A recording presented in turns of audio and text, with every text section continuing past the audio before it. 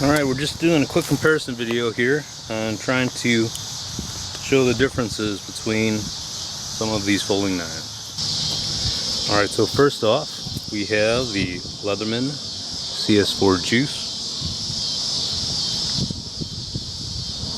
Now the Leatherman cutting teeth, they are cut on the pull stroke only, so that adds a little bit of time, and on something like this that could take quite a bit.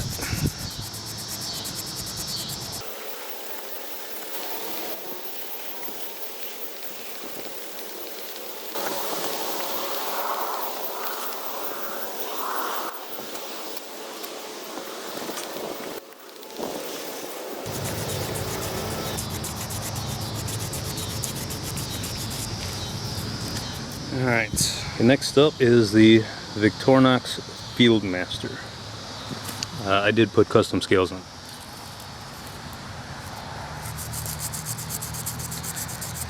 This guy, I can already tell.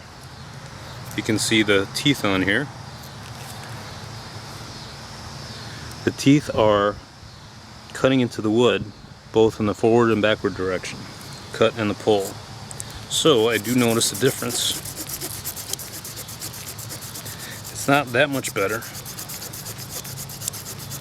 but it's more consistent for me. And also, I think it's important to note, I don't put too much weight into the saw.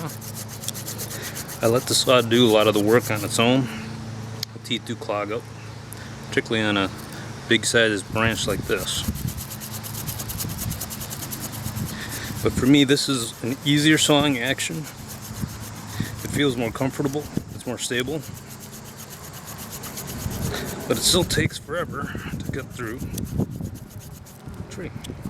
Alright. So, I don't really know if I need to go much further, but you can kind of see, if I have enough time, I can make it through the sucker. But just take a long time. It's really inefficient. Even though it's nice to have a saw blade with you for an emergency, it's really inefficient if you're planning on using it for really twigs that are small enough for you to snap off with your hand or cut in through your knife. I actually use a pruning shears when I'm working on landscaping. Alright, next up is the Leatherman Charge Titanium. This, unlike the other saws that I've shown so far, locks open. Again, you can see the teeth. It cuts on the pull stroke.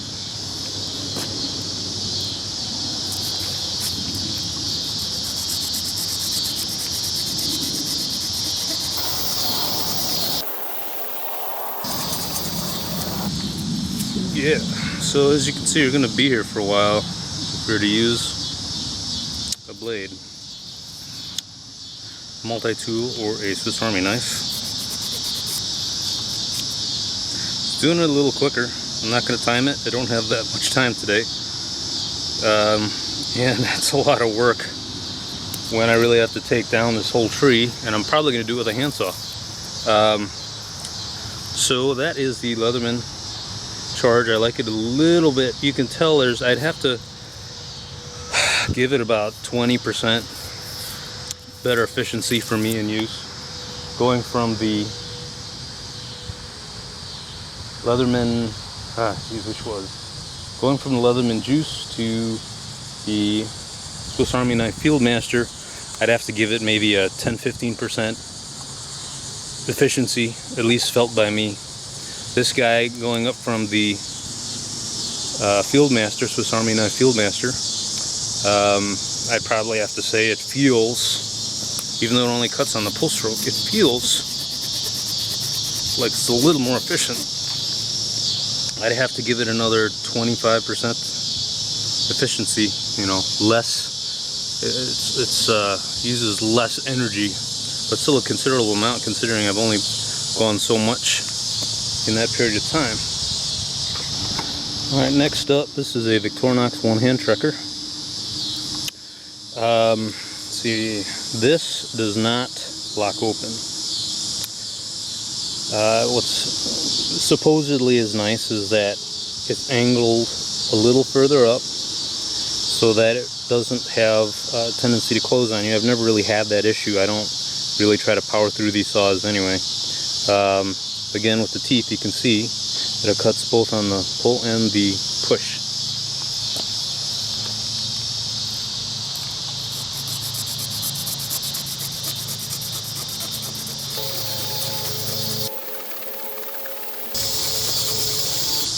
Yeah, I'd have to give this, on my personal efficiency scale, probably another, I'd have to say, maybe another 15% over the Leatherman Charge Saw. I like this. I like the way the handle feels, even though if you're gripping really hard down, there's a hot spot here, but you know, I don't grip very strongly when I saw. You should let the saw do the work. So I don't really notice that.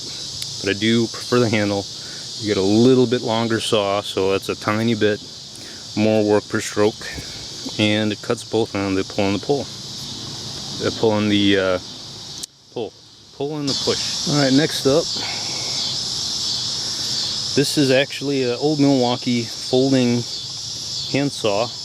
I just took the plastic off and I'm screwing around with it. I wanted to have a folding saw that was a little nicer than that Swiss Army knife saw, just to test it out. It was cheap, and this takes replaceable Sawzall blades. This one is a Milwaukee Sawzall blade meant for clean wood, meaning no nails and such. And this is actually the original version before I changed the parts here, allowed for quick change. So I just wanted this to see if I could do a little better than the Swiss Army knife saw in something that wasn't too much bigger.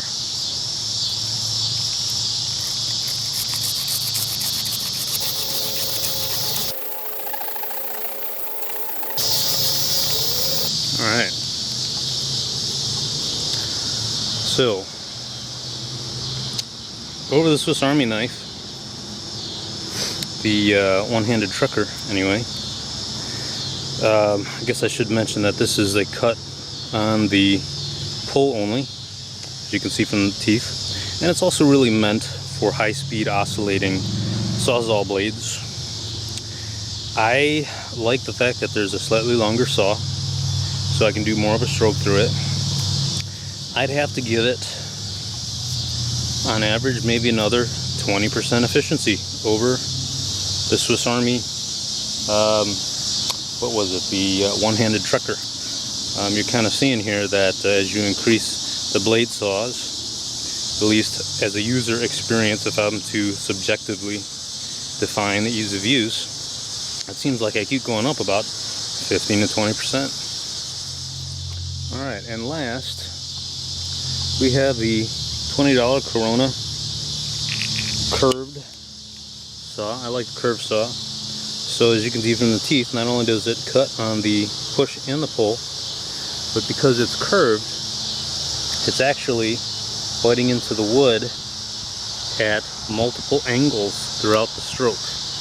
And once I tried this, I gotta tell you, I did have some larger folding saws, but once I tried this curved one, I gotta tell you, it's really handled just about any task I throw at it, which I have enough blood, sweat, and tears to put at. I do have a Sawzall and some other equipment I can use, but 90% of the time I find I can do this for, you know, these smaller type of trees and bushes.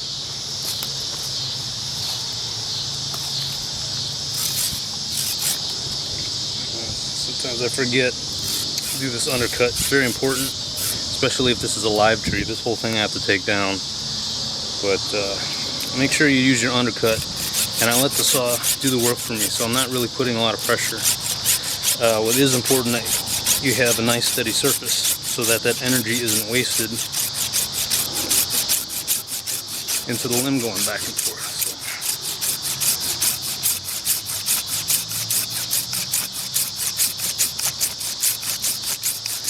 And like I said, I'm not putting a lot of energy. I could do this all day long. I think I actually did something similar to this with thicker branches, maybe an extra, well, a little thicker, maybe half an inch to an inch thicker for about 8 hours with this exact saw.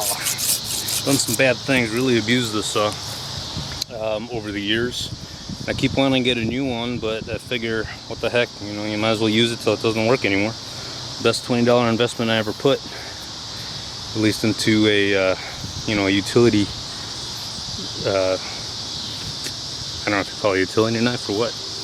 But this sucker, as you can see, there's a big difference in efficiency. Just to show you here, let me make sure this is focused. Just to show you here, I did use different areas of the wood for each cut before I said, okay, that's about enough of that. So this was from a few days ago. This here was the Leatherman Juice CS4.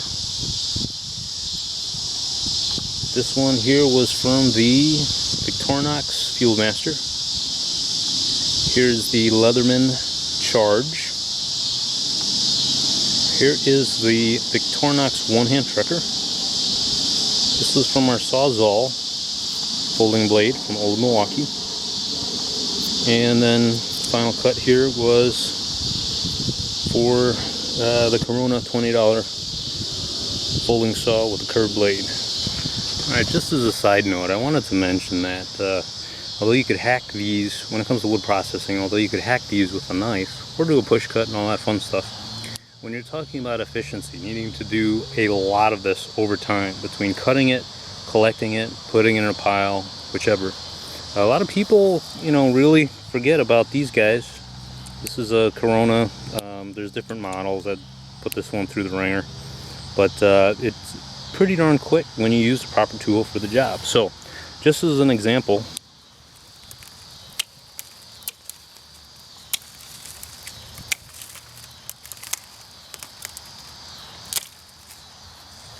there's all that wood. It's all in my hand, ready to go. I don't have to go around and try to find it. I don't have to hack. It's all boom, bada bing, bada boom.